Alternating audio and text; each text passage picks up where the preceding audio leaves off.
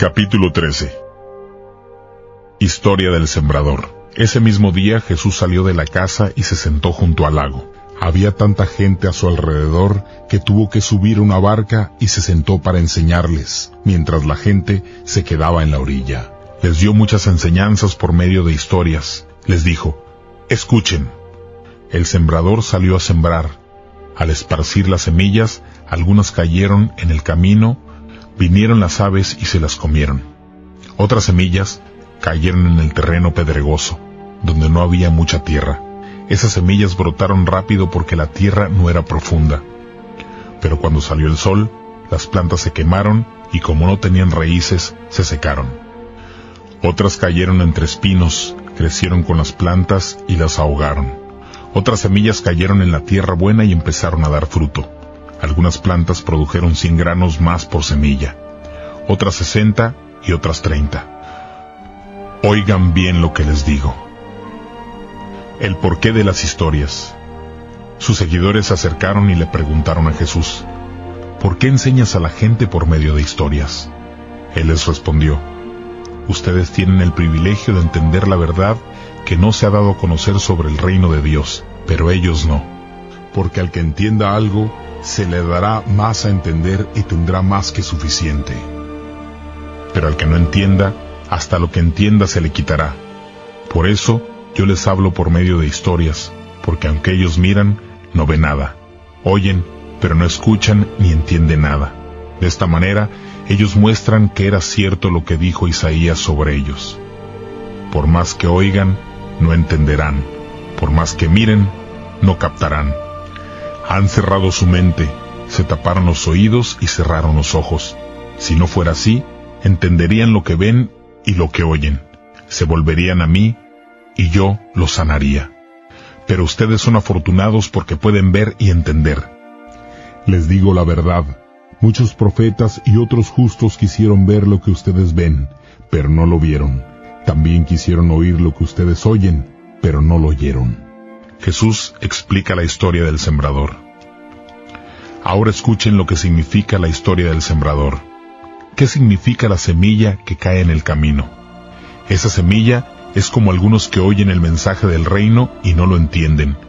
Viene el maligno y quita lo sembrado en ellos. ¿Qué significa la semilla que cae en el terreno pedregoso? Esa semilla es como aquellos que oyen el mensaje y lo aceptan rápidamente con alegría, pero no tienen raíz en sí y duran poco tiempo. Cuando surgen los problemas o la persecución por causa del mensaje, inmediatamente se dan por vencidos. ¿Qué significa la semilla que cae entre los espinos? Es como aquellos que oyen el mensaje, pero dejan que las preocupaciones de esta vida y el engaño de las riquezas ahoguen el mensaje y se vuelvan estériles. ¿Y qué significa la semilla que cae en tierra buena? Esas semillas son los que aceptan el mensaje, lo entienden y producen una buena cosecha. Darán mucho más de lo sembrado, hasta 100, 60 y 30 veces más. Historia del trigo y la mala hierba. Entonces Jesús les contó otra historia. El reino de Dios es como un hombre que un día sembró buena semilla en su campo. Pero por la noche, cuando todos estaban durmiendo, vino su enemigo y sembró mala hierba entre el trigo y luego se fue. Cuando el trigo creció y dio sus granos, también creció la mala hierba. Entonces los siervos del dueño de la cosecha se acercaron a él y le dijeron: Señor, usted plantó semillas buenas, ¿no es cierto? Entonces, ¿por qué hay hierbas malas? Él les dijo: eso lo hizo un enemigo mío. Los siervos preguntaron: ¿quiere que salgamos y quitemos la mala hierba? El dueño dijo: no, porque cuando estén arrancando la mala hierba también pueden arrancar el trigo. Dejen que ambos crezcan juntos hasta el día de la cosecha.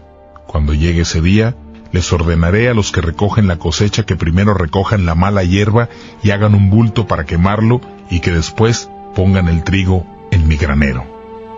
Historia de la semilla de mostaza. Después, Jesús les contó otra historia. El reino de Dios es como una semilla de mostaza que un hombre sembró en su campo. Esta semilla es la más pequeña de todas, pero cuando crece, se vuelve la planta más grande del campo. Se hace árbol a tal punto que vienen las aves y hacen nidos en sus ramas. Les dijo otra historia. El reino de Dios es como la levadura que una mujer mezcla con mucha harina. Al final, toda la masa queda fermentada. Jesús le dijo todo esto a la gente por medio de historias, y si no era por medio de historias, no les hablaba. Esto es lo mismo que dijo el profeta: yo hablaré por medio de historias, contaré cosas que han estado en secreto desde la creación del mundo. Jesús explica una historia difícil. Luego, Jesús despidió a la gente y entró a la casa.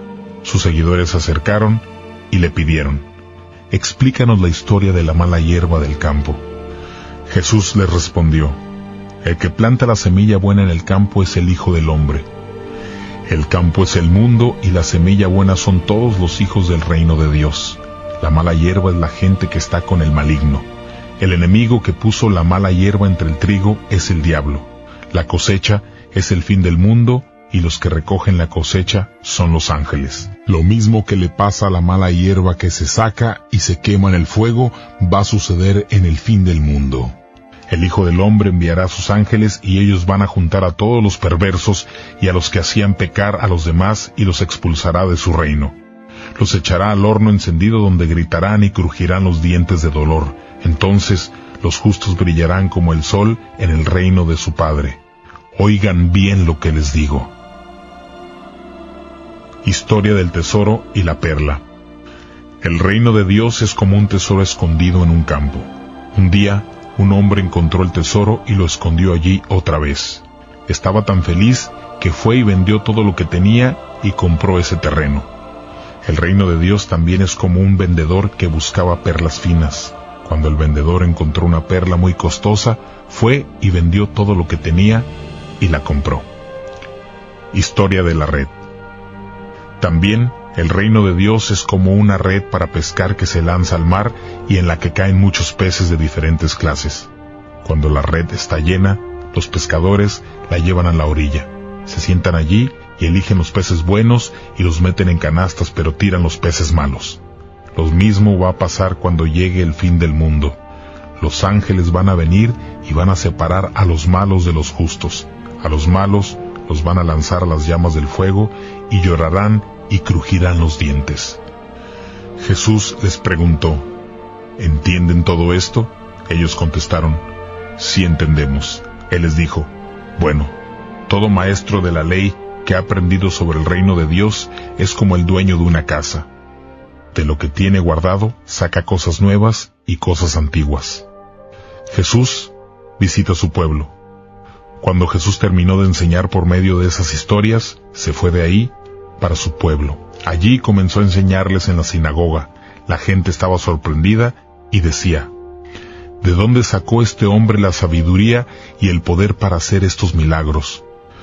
¿No es este el hijo del carpintero? ¿No se llama su mamá María y sus hermanos Santiago, José, Simón y Judas? ¿Acaso no están todas sus hermanas aquí con nosotros? Entonces, ¿de dónde sacó todo el poder? Y ellos no podían aceptarlo, pero Jesús les dijo: se honra a un profeta en todas partes, pero nadie es profeta en su propio pueblo y en su propia casa. Debido a la falta de fe de ellos, no hizo muchos milagros allí.